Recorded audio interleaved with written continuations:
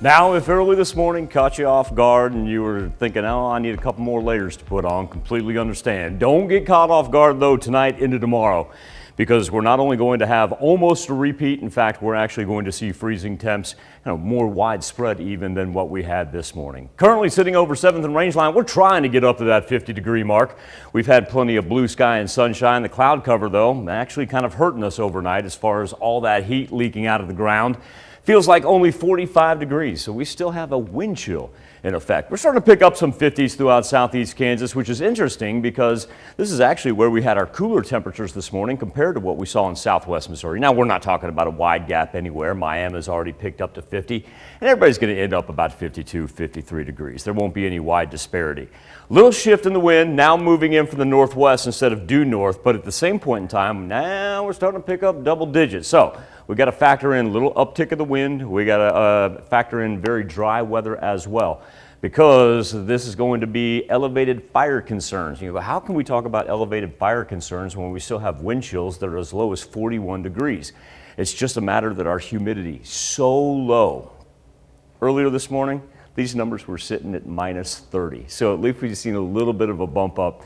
We won't be quite on par with where we were on Wednesday, certainly, but it looks a whole lot better than a minus 30. Earlier, we had just a little cloud cover. It's now dropped off. Bunch of high pressure just hanging over not only us, but kind of follows the jet stream as it creates that trough down here for all the rain activity east of the Mississippi. If we turn out and head toward the Rockies right there, this is absolutely gorgeous, because when you get all that blue, what that means is nothing but blue sky and sunshine. Now, luckily, we're going to get a little cloud cover here before the weekend, but the fact that we're going to be sans cloud cover for Thursday into Friday, well, that's why we're going to drop down below the freezing point again. So working through the afternoon, not much of a big bump up. Remember, it's not one of those things where we have any watches, warnings, advisories when it comes to red flag, but with that elevated fire concern, know that we don't have any moisture coming in out of the south to really kind of help us out in that aspect of it. And then overnight, here we go, throw up some widespread 30s. But here's why overnight into Friday,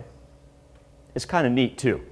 So as we get down here, I'm just saying, if you don't have early morning plans, like if you want to wake up with me at 3 o'clock, there's 4 o'clock on Friday, multiple layers. This is the cool part of it. Partial lunar eclipse is going to be on us tomorrow morning. So here are the times that I broke down, specifically made it for Joplin. And our good friends at timeanddate.com, you can actually go and type your exact address, zip code, or whatever you want, and you can get a better breakdown of it. But these will give you the idea. So look, at midnight, you're not missing anything. Naked eye is not going to be able to see it. It won't matter. Say about 1:15, yeah, okay. Now we're seeing a little development.